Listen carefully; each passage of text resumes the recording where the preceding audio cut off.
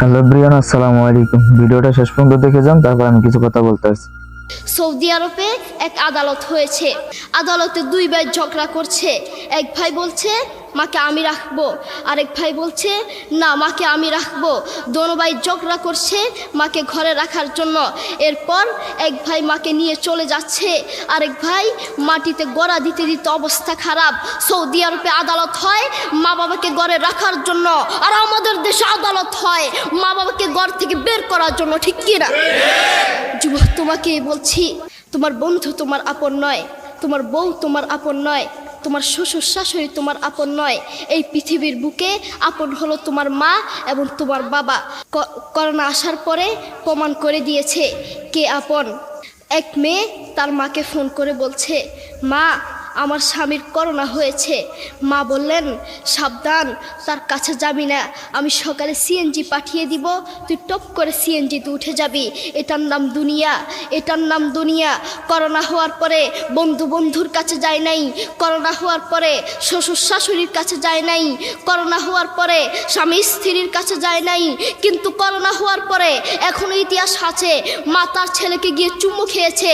Corona হওয়ার পরে এখনো ইতিহাস আছে, বাবা তার ছেলেকে কাঁধে নিয়ে হাসপাতালে গিয়েছে। ঠিক কিনা যুবক, তুমি তোমার মাকে কিচ্ছু মনে করছো না। তোমার মাকে তুমি ঘর থেকে বের করছো। ছেলে বিদেশ থেকে এসে শ্বশুর বাড়িতে গিয়েছে, তারা তাকে উল্টাপাল্টা বুঝিয়েছে। এখন বাড়িতে এসে সে বলছে, মা তুমি আমার টাকায় খাও, আমার ঘরে থাকো, আবার আমার বউকে পিটাও। এই কথা শোনার পরে কি কোনো মার কলিজা আছে? মা বাথরুমে গিয়ে আধা ঘন্টা কাঁদতে লাগলেন। কেঁদে অজু করে নামাজে দাঁড়ালেন। নামাজ পড়ে আল্লাহর কাছে বলতে লাগলেন, আল্লাহ তুমি আমার মার উপর রাগ করিও না, আমার ছেলের উপর রাগ করিও না, ও ভুল করেছে, তুমি আমার ছেলের উপর রাগ করিও না, আমি আমার ছেলেকে বুঝাবো।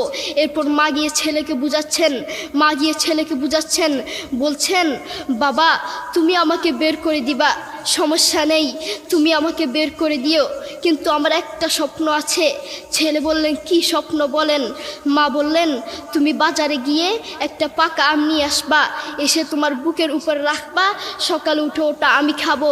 এরপর ছেলে বললেন আচ্ছা ঠিক আছে। ছেলে বাজারে গিয়ে একটা পাকা আম নিয়ে আসলো, এসে বুকের উপরে রাখলো। 5 মিনিট না যেতেই সেই আম পিঠের নিচে পড়ে চ্যাপ্টা হয়ে গিয়েছে। এরপর ছেলে মাকে বললেন, মা তুমি কি সকাল উঠে আমটা খাবে? ওটা 5 মিনিট না যেতেই পিঠের নিচে পড়ে চ্যাপ্টা হয়ে গিয়েছে। এরপর মা চোখের পানি ছেড়ে বলল, বাবা আমি আসলে তোকে খাওয়ার জন্য বলি নাই, আমি আম খাওয়ার জন্য বলি নাই, আমি তোমাকে বুঝার জন্য বলেছি। তুমি আজ একটা রাত এই আমটা রাখতে পারো নাই, আমটা বুকের উপর রাখতে পারো নাই, আর আমি সেই তোমার দুঃখিনী মা যে 1 বছর 2 বছর নয়, 3 বছর নয়, পাক্কা 5টা বছর এভাবে তোমাকে রেখেছি। আমিও যদি তোমার মতো এভাবে ঘুমাতাম, তুমিও তো আমার পিঠের নিচে পড়ে চ্যাপ্টা হয়ে যেতা। এরপর ছেলে চোখের পানি ছেড়ে বলল, মা আসলে আমি বুঝতে পারি নাই তুমি কি জিনিস আসলে আমি বুঝতে পারি নাই। সৌদি আরবে এক আদালত হয়েছে। আদালতে দুই ভাই ঝগড়া করছে। এক ভাই বলছে মাকে আমি রাখবো, আরেক ভাই বলছে না মাকে আমি রাখবো। দোনো ভাই ঝগড়া করছে মাকে ঘরে রাখার জন্য। এরপর এক ভাই মাকে নিয়ে চলে যাচ্ছে, আরেক ভাই মাটিতে গড়া দিতে দিতে অবস্থা খারাপ। সৌদি আরবে আদালত হয় মা বাবাকে ঘরে রাখার জন্য, আর আমাদের দেশে আদালত হয় মা বাবাকে ঘর থেকে বের করার জন্য। ঠিক কিনা যুবক, তোমাকে বলছি, তুমি তোমার মাকে বের করছো, তুমি তোমার মাকে বৃদ্ধাশ্রমে পাঠাচ্ছ, তুমি তোমার মাকে হত্যা করছ, তুমি তোমার মাকে জবাই করছ। তোমার মতো নাফরমান এই বাংলার জমিনে আরেকটাও হতে পারে না। ঠিক কিনা যুবক, তোমাকে বলছি, তুমি জানো তোমার মা কি জিনিস? তুমি ছোট ছিলে তো বুঝতা না। যেই মা তোমার জন্য সারাটা জীবন কষ্ট করেছেন, মাথার গাম পায়ে ফেলেছেন, সেই মাকে তুমি ঘর থেকে বের করে দিয়েছ, সেই মাকে তুমি বৃদ্ধাশ্রমে পাঠাচ্ছ। তুমি জানো তোমার মা কি জিনিস? তুমি খোঁজ নিয়ে দেখো, তোমার মা কিছু খেতে লাগলে তোমাকে ছাড়া খেত না, তোমাকে ছাড়া খেত না, অল্প একটু খেত আর সব তোমার জন্য রেখে দিত। আর তোমার বাপ হোটেলে গিয়ে শুধু অল্প একটু ডাল ভাত খেত আর তোমার জন্য সব রেখে দিত।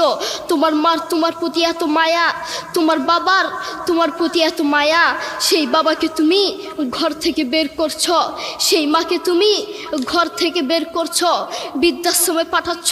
তোমাকে আল্লাহর সামনে আসামির কাঠগড়ায় দাঁড়াতে হবে। আল্লাহ তাআলা আমাদের সবাইকে বুঝার তৌফিক দান করুন। আসলে এই ভিডিওটা দেখার পর আমার আর কিছু বলার নেই, কারণ এই বয়সে এত সুন্দর করে কথা গুছিয়ে বলবে, আর এই কথাগুলো আমাদের প্রত্যেকের হৃদয় ছুঁয়ে দিছে ভাই। এখনই ভিডিওটা বেশি বেশি শেয়ার করে দেন।